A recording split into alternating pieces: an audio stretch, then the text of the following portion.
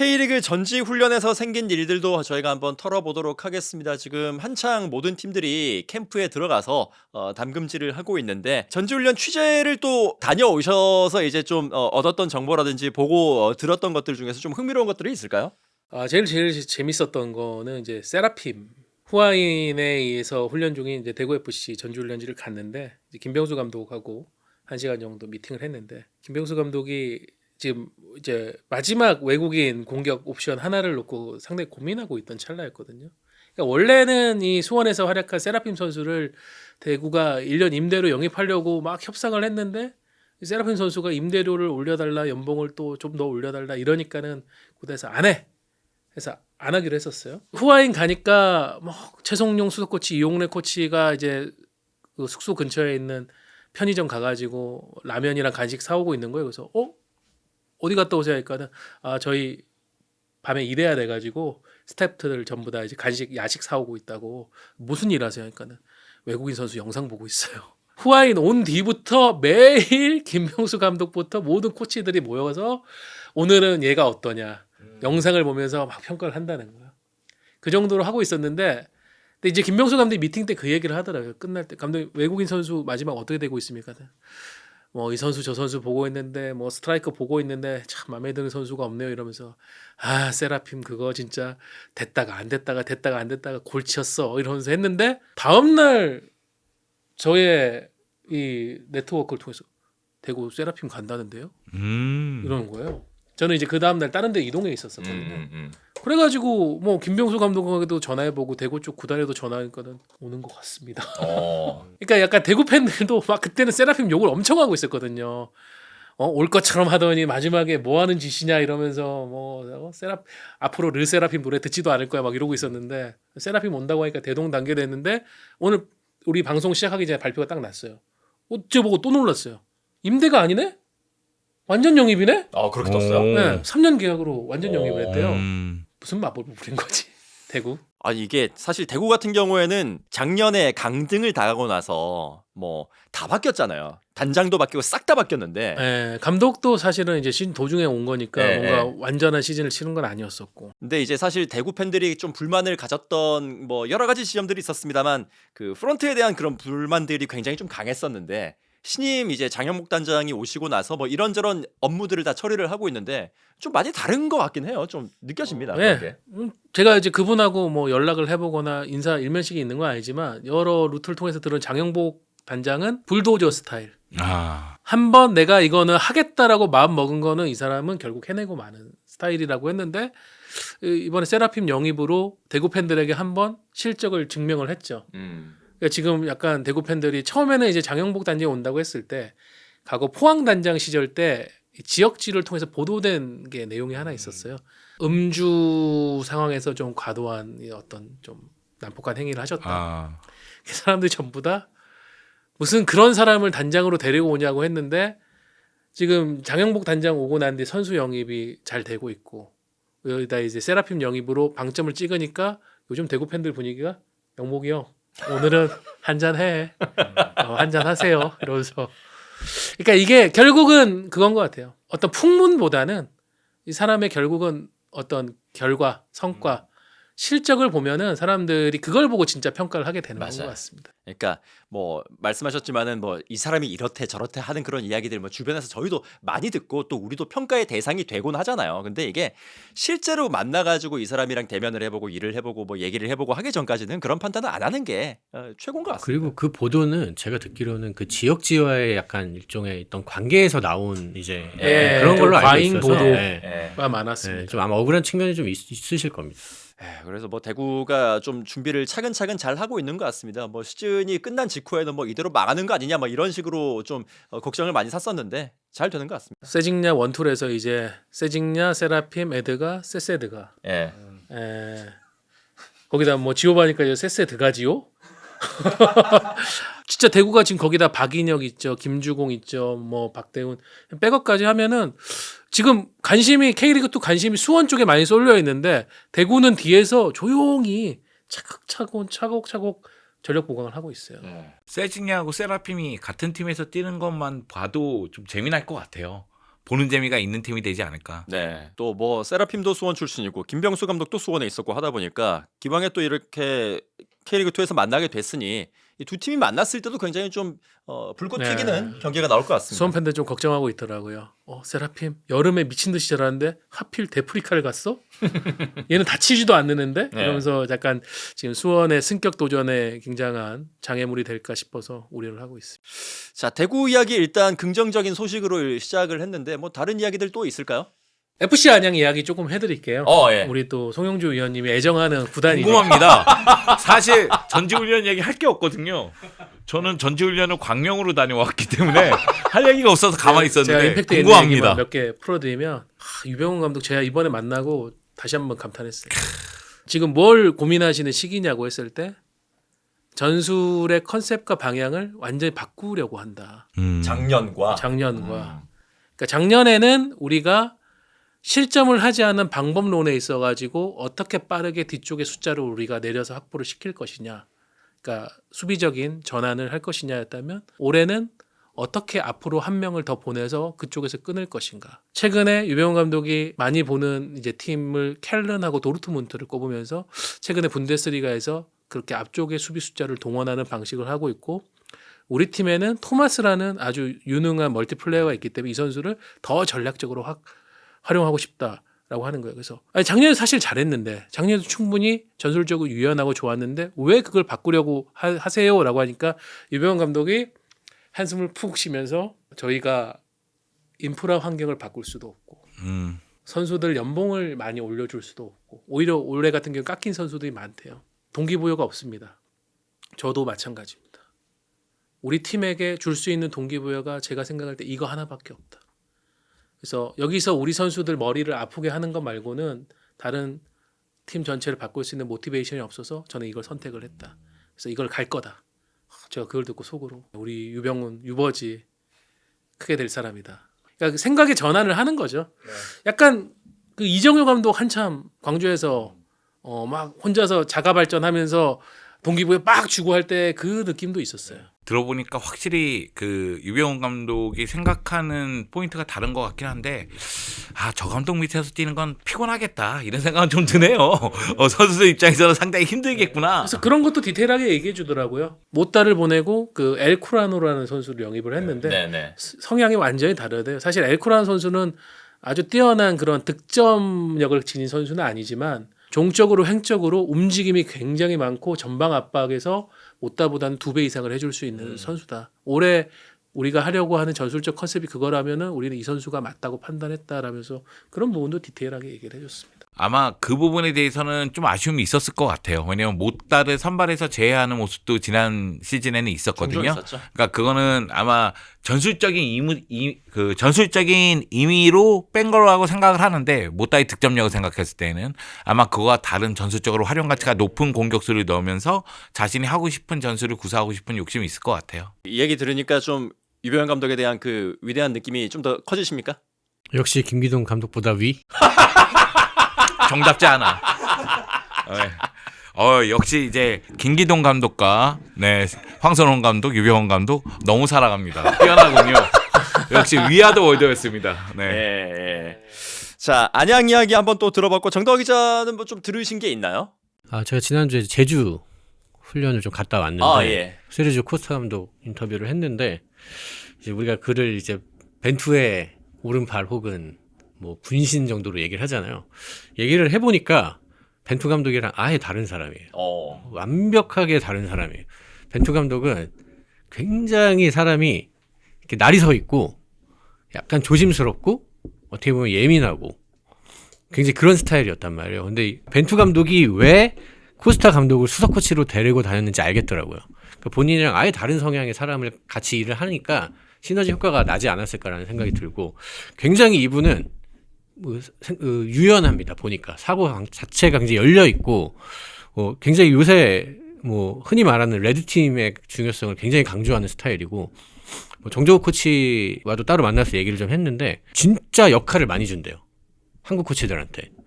그래서 본인이 데려온 코치들은 당연히 함께 일을 하지만 국내 코치들한테도 그 역할 분담을 굉장히 뚜렷하게 많이 권한을 많이 줘서 오히려 포획 감독보다 이 세르지오 코스타 감독이 본인한테 맡기는 일이 더 많다 그러더라고요. 그러니까 완전히 그 스태프들을 향한 그 신뢰라든지 사실 그 면한 지 2주밖에 안 됐는데 그렇게 하기 쉽지 않거든요. 근데 굉장히 프로페셔널하게 일을 하더라고요. 그리고 제가 얘기 들었던 내용 중에 가장 흥미로웠던 거는 이 사람이 진짜 많이 알고 있다. K리그에 관해서. 정말 많이 파악하고 있다는 거고. 그러니까 그런 얘기를 하더라고요. K리그 진짜 힘든 리그다. 여기 감독들 경기 중에도 전술을 많이 바꾸고 굉장히 까다로운 곳이기 때문에 나도 절대 내가 원하는 방향은 있지만 우리가 뭐 잘게 무조건 썰어 나간다? 이건 아니고 우리도 롱볼 한다. 그런 얘기를 하더라고요. 우리도 롱볼 할 거다. 근데 뭐 그거에 대한 방법론은 달라질 수 있지만 뭐 그렇게 하는 거 보면서 이 사람은 되게 K리그에 잘 맞을 수도 있겠다라는 생각이 들었고 무엇보다 이 감독은 그 안에 있는 구성원의 이름을 모두 벌써 외웠습니다. 벌써? 네. 저는 거기서 이 사람은 성공할 수도 있겠다라는 생각이 들었어요. 왜냐면 최근 몇 년 사이에 K리그에 있던 모 감독이 9개월이 지났는데도 선수 이름을 못 부르고 번호로 부르던 사람이 있습니다. 그래서 저는 이 사람은 절대 안 된다 했는데 결국에는 이제 폭망해서 돌아가셨거든요. 근데 이분은 이미 2주밖에 안 됐는데도 완전 팀의 막내 선수 그리고 우리 팀의 한국 분석관이 어느 팀에서 일을 했는지까지 외우고 있는 거예요. 그 정도로 이 사람이 성의가 있고 꼼꼼하다는 걸 제가 확인을 좀 하고 왔고요. 그리고 일단 선수들의 만족도가 매우 높습니다. 뭐 이창민 선수, 김윤선 선수 두 사람을 만났는데 디테일 자체가 완전히 다르다고 하고 이창민 선수는 그러더라고요. 나도 지도자 이제 은퇴할 때가 다가오니까 나도 이제 지도자 생각을 하고 있는데 나는 이 사람을 롤모델로 삼아서 지도자를 해도 될 것 같다. 그 정도로? 네, 2주밖에 안 했는데 어쨌든 그 훈련 세션에 있어서는 완벽하게 그 선진화된 걸 갖고 있는 분이라는 걸 좀 확인을 했기 때문에 걱정보다는 좀 기대가 되는 취재였습니다. 네. 이 제주 같은 경우에는 역시 또 작년에 살아남았고 그리고 작년에 올라온 부천하고 또 라이벌전이 기다리고 있는데 집 근처가 부천이라서 자주 가시는 이제 또 송현주 해설위원 같은 경우에는 제주와 부천의 경기는 또 어떻게 보십니까? 저는 부천이 사실 올 시즌은 좀 고생할 거라고 생각을 해요. 뭐 윤빛가람을 비롯해서 나름대로 전력을 보강하긴 했지만 그 부천 같은 경우에는 뭐 당연히 이번에 역사상 처음으로 승격이고 그리고 처음으로 K리그 1에서 활약을 하고 있는 거긴 하지만 성적을 많이 내기는 좀 어렵지 않을까라는 생각이 있어요. 왜냐면 구단 사이즈가 또 있으니까 그런 측면에서 봤을 때는 어려울 것 같고 또 제주 원정이 쉽진 않으니까 그런 측면에서 봤을 때는 상당히 어려운 경기 펼칠 것 같은데 제주는 저는 사실 큰 기대는 하지 않았거든요. 근데 확실히 옆에서 정다호 기자가 전지훈련 보고 감독 인터뷰한 거 얘기 듣고 막 이런 거 들어보니까 막 기대감이 생기네요. 네. 그래서 외국인 감독이 와서 제주가 완전히 탈바꿈되는 건가? 달라지는 건가? 이런 기대감이 좀 생겨서 챙겨봐야 되겠다 그런 생각이 좀 들었습니다. 그럼 제가 부천 이영민 감독 만난 이야기를 좀 해드릴게요. 네, 좋습니다. 이영민 감독이 K리그 1 일정 딱 팀 매니저 갖고 왔대요. 좀 가혹하긴 하죠. 좀 빡세죠, 네, 초반에. 가혹해요. 일정 나왔습니다. 딱 받아봤는데 대전, 서울, 전북, 뭐 강원, 포항, 에이 버려라 이러면서 약간 장난삼아 집어 던졌다는데 그 중에서 특히 5월 5일에 부천 종합운동장에서 이제 부천과 제주가 붙습니다. 이영민 감독은 기대 반, 걱정 반. 사실 작년에 이제 코리아컵에서는 부천이 승리를 했죠. 걱정은 어린이날이다. 상대가 제주기 때문에 조금 어린이날에 걱정스러운 장면이 나올까봐 그런 부분이 우려가 되는데 어쨌든 우리는 선수들은 팬들을 위해서 최선을 다해 뛰겠다. 그래서 제가 옆에서 양념을 하나 쳤죠. 감독이 작년 5월 5일에 이정효 감독이 오우성 선수를 밀어가지고 국민적 지탄을 받은 적이 있었는데 감독이 절대 하시면 안 됩니다. 그러니까는 저는 걱정 안 되죠. 이러면서 그런 게 안 나오도록 우리가 제주를 상대로 확실히 이기겠다. 더 잘해야 된다. 더 잘해야 된다. 그런 걸 보이셨고 K리그 1에서 어떻게 우리가 경쟁력을 발휘할 것인가에 대한 전체적인 큰 틀의 방법론에서 이영민 감독이 강조한 거는 턴오버입니다. 올해 우리가 박현빈, 최재영 이런 선수들이 떠나고 윤빛가랑 김종우 같은 소위 공을 잘 다루는 선수들이 온 이유는 K리그 2에서는 턴오버가 그 위치에서 나와도 우리가 기동력, 수비력으로 커버가 됐는데 K리그 1은 얄짤없다. 자비가 없다. 유병훈 감독한테 물었을 때 유병훈 감독이 말한 가장 큰 차이도 거기에서 실수 하나가 바로 실점으로 이어진다는 게 치명적이라고 하더라. 그래서 올해는 우리가 중원 쪽에서의 컨셉을 공을 더 안정적으로 소유하고 지킬 수 있는 선수들로 꾸렸다라고 얘기를 했고요. 전체적인 전술 틀은 부천이 이영민 감독 부임 이후 쭉 이어온 3-4-3 혹은 3-5-2 전형에 기반을 한 아주 뭐 수비 전환이 빠르고 전면 압박을 하는 그런 축구를 할 건데 대신에 부천이 뎁스를 전체적으로 다 강화했죠. 뭐 전방에도 몬타뇨 뭐 하고 여러 선수들이 남지만 거기에 가브리엘이 추가가 됐고, 그러니까 소위 말해서 뭐 아주 대단한 선수가 올 수는 없어요. 부천이 예산이 늘었다고 해봤자 선수 인건비 10억 조금 넘게 늘었고, 구단 사이즈가 있으니까. 예, K리그 1 왔는데 예산 100억 여전히 못 씁니다. 이 팀은. 그렇지만 어쨌든 우리가 할 수 있는 그 위치에서 기량적으로 비슷비슷한 선수들이 더 늘었기 때문에 그런 부분에서 우리가 조금은 일관성 있는 축구를 이 K리그 1에서도 할 수 있을 것 같다라는 얘기는 했습니다. 전 그런 생각이 좀 들어요. 그 안양 같은 경우에도 지난 시즌 승격했잖아요. 그 잔류에 성공했잖아요. 그 상위 스프릿 간다 만다 하다가 결국 하이 스프릿에서 잔류에 성공을 했는데 도전자의 마음을 가졌으면 좋겠어요. 부천도 마찬가지예요. 부천도 이제 K리그 1에 올라왔으니까 바닥에서 시작한다고 생각하고, 어떻게 보면 지금 K리그 1에 있는 팀들 중에서 가장 전력적으로 약하다고 평가받을 수 있는 거 아니겠어요? 그러면 거기서부터 시작한다고 생각하면 될 것 같아요. 팬들의 응원이 굉장히 뜨거운 곳이잖아요. 그거에 맞는 경기력을 좀 보여줬으면 합니다. 마지막은 이제 제주 개막전 상대 광주 얘기 잠깐 해드리면은 이정규 감독 82년생 굉장히 젊은 감독이 팀을 이끌고 있고, 이정규 감독이 남기고 한 레거시를 잘 또 이어받고 있어요. 갔는데 가장 눈에 띈 게 광주도 여전히 주먹 인사를 하고 있었다. 그런 부분들, 그리고 훈련의 어떤 방향성이나 이런 것도 이정규 감독 때 시절에 좋은 것들 갖고 가는데, 지금 이정규 감독의 가장 큰 고민, 개막전 상대가 제주인데 제주의 연습 경기 영상을 구해야 된다. 근데 이건 제주도 마찬가지일 거다. 제주도 우리 영상을 구하려고 지금 정조국 코치를 비롯한 많은 사람들이 수소문하고 있다고 하는데 서로 지금 눈치 싸움을 하고 있어요. 광주 우리하고 연습 경기할 때 상대팀은 촬영 못합니다. 제주도 마찬가지 하는데, 그럼 과연 두 팀이 어떻게 구할 것인가? 전 그게 궁금해요. 거의 스파이 대작전인데 지금 이정규 감독은 자신만만해 하더라고. 어떻게든 구할 겁니다. 우리는 구할 겁니다. 그 빨대가 있나 보죠? 믿는 빨대가 어디선가 있는 것 같아요. 왜냐하면 국내 팀들과의 경기가 있으니까. 왜냐 일본을 가거든요. 제주가 어제 갔습니다. 26일 어제 갔는데, 일본 현지에서 지금 일본이 100년 구상 리그라고 해가지고 추춘제 들어가기 전에 짧게 하는 리그 때문에 올해 개막이 2월 6일이에요. 그래서 가고시마나 미야자키 이런 쪽 남부 쪽에서 훈련하던 팀들이 굉장히 빨리 돌아갔습니다. 그래서 지금 할 수 있는 연습 경기 상대가 얼마 없다 보니까 결국 마지막에 제주가 성남하고 연습 경기를 해요. 네. 제가 볼 때 아마 그런 연습 경기 자료를 어떻게든 구하지 않을까. 광주는 팀 분위기는 어때요? 그래도 이정규 감독 떠나고 나서 이정규 감독이면 그 수석 코치잖아요. 그러니까 감독이 된 거잖아요. 이정규 감독이 굉장히 성격이 직설적입니다.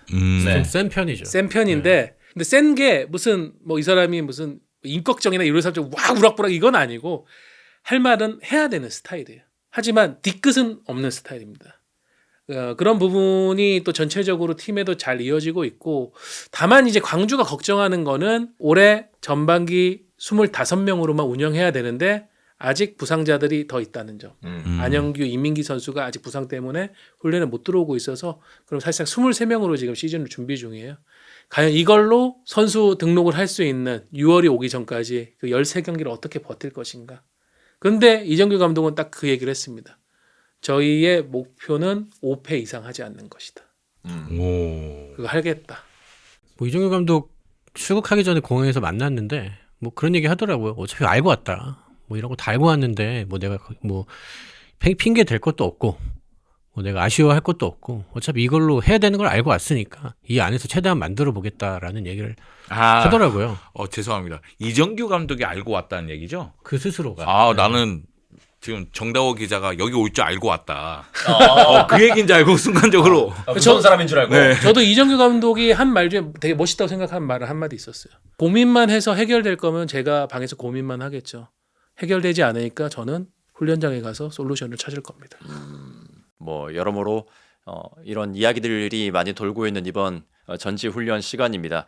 좀 기대가 되는 팀들이 뭐 지금 얘기를 했던 이런 팀들인 것 같아요. 이런 팀들인 것 같은데 좀 특별한 썰은 없어도 그래도 이 팀들은 좀 잘 보내고 있는 것 같아. 이런 팀들이 또 있을까요? 간단하게? 서울 이랜드. 네, 이랜드. 서울 이랜드가 뭐 나간 선수들이 좀 있긴 하지만 그에 대한 충분한 보강도 했고 특히 이 팀이 스트라이커 부자 팀입니다. 다른 팀들은 지금 스트라이커가 없어가지고 고민인데 이 팀은 존 아이데일, 김현, 박재용, 가브리엘 그리고 김우빈까지. 그래서 양동현 코치가 항상 그 공격수들을 데리고 별도 훈련을 조금 진행하면서 이 선수들 5명을 최대한 어떻게 활용을 해서 우리가 이기는 방식을 만들 것인가에 대한 고민을 하고 있고 뭐 김동현 감독도 울산의 러브콜을 받고 잠깐 마음이 흔들린 적도 있었지만 다 잡고 지금 서울이랜드와 함께 반드시 승격을 하겠다라는 강한 각오가 있어서 나름 자신하고 있더라고요.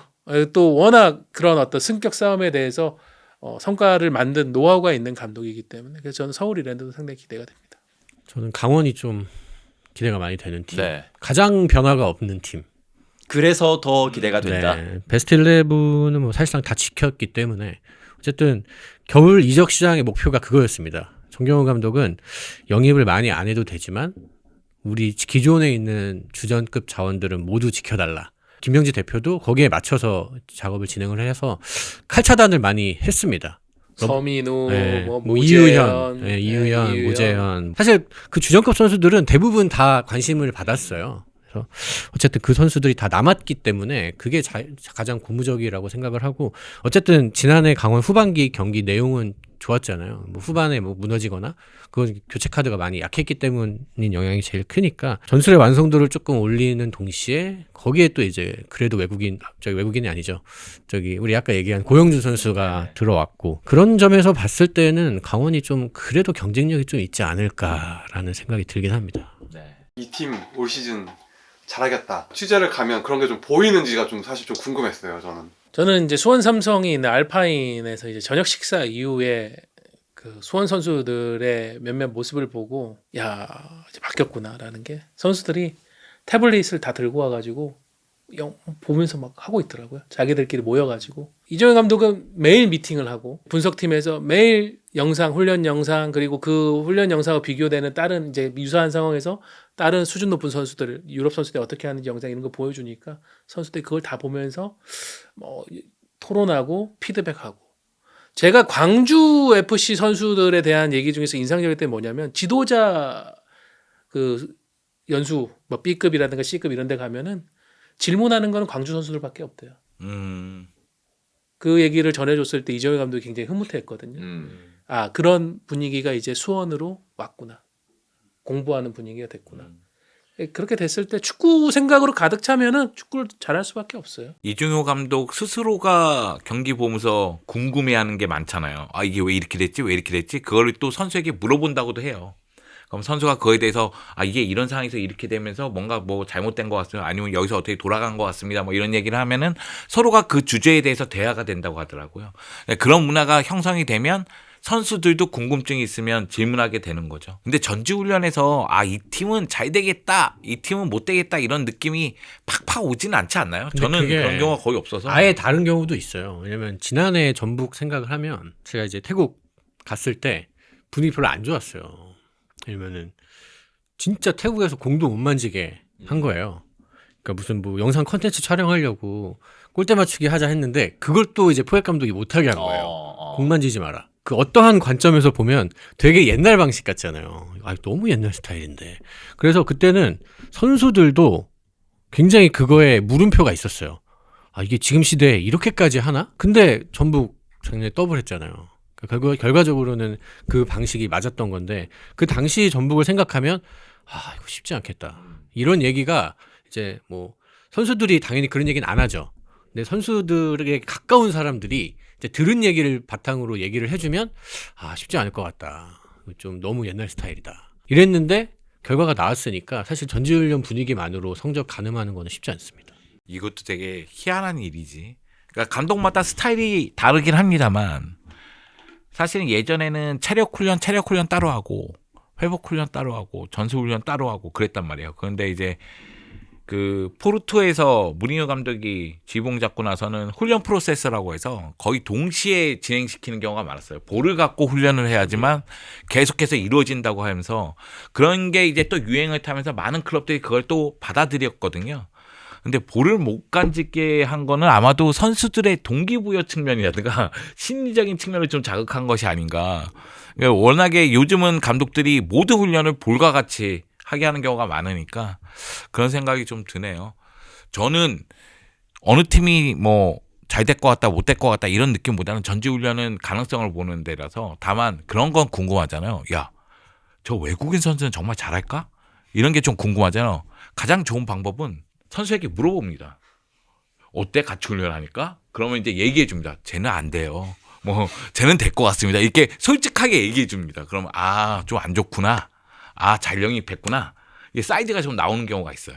사실 우리 TMF 같은 경우에도 2025 시즌을 끝을 내고 이제 2026 시즌의 첫 번째 녹화잖아요. 그러면서 이제 뭐 어찌 보면은 긴 레이스에 처음을 준비를 하는 워밍업을 하는 그런 단계라고 좀 볼 수가 있는데 오늘 방송 돌아가는 걸 보면서 좀 잘 될 것 같습니까?